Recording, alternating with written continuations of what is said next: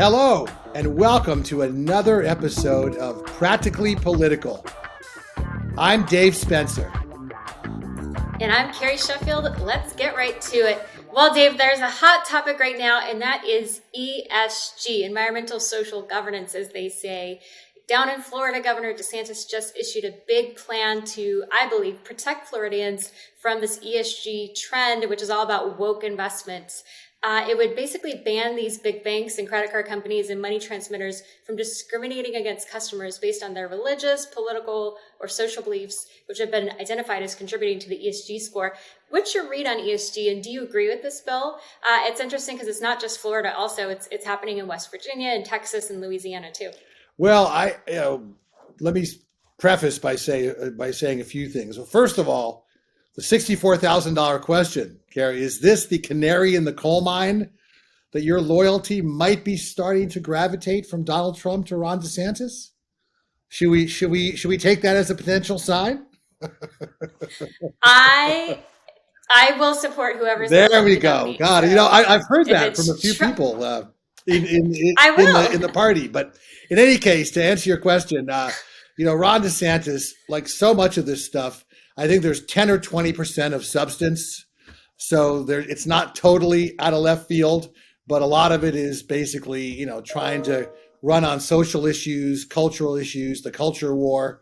So I think it's largely hot air, but there is some substance there. But you have to remember, Ron DeSantis,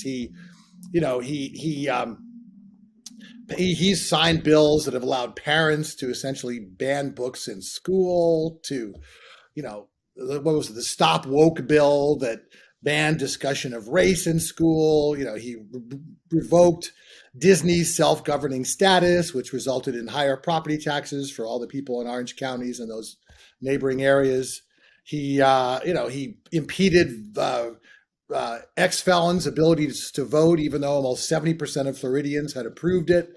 And of course there was the Don't Say Gay bill, which again, I think was the classic example of trying to appeal to people's, because the bottom line is that people are comfortable with same-sex marriage, but a lot of people are not comfortable with the gender, with the trans stuff.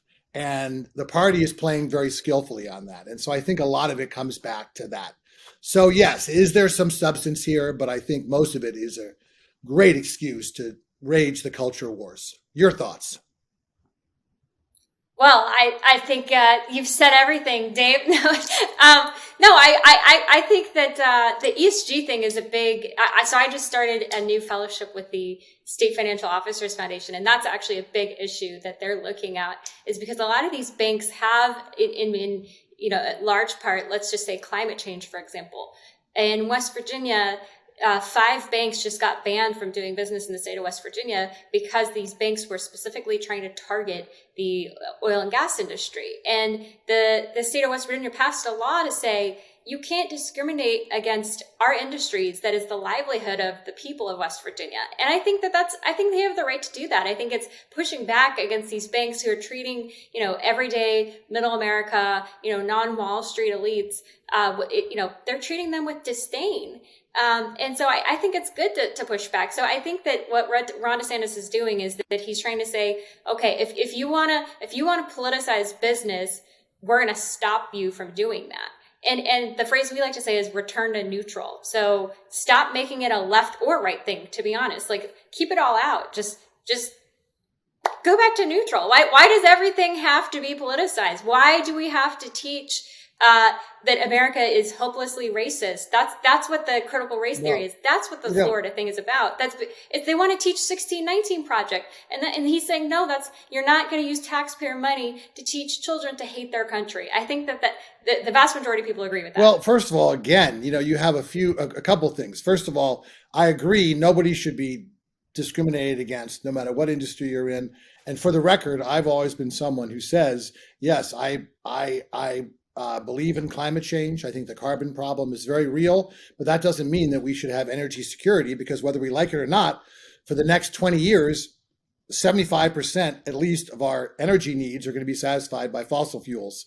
And that's just reality. And anyone who denies that is detached from reality.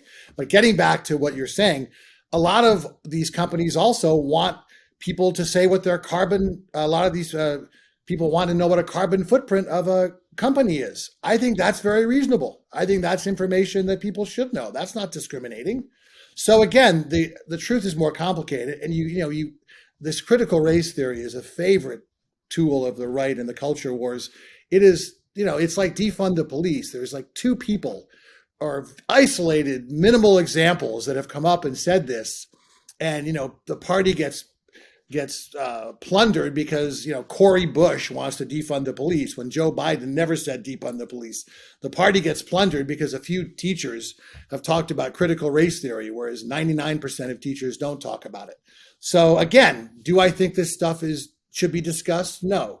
I think the 1619 project is historical poo-poo. I've said that. I think that critical race theory is something that overall has been used for poor means. Okay, so I'm not defending any of this, but again, it all gets back to just an excuse to rage the culture wars, and I've never heard anyone make a convincing argument against that.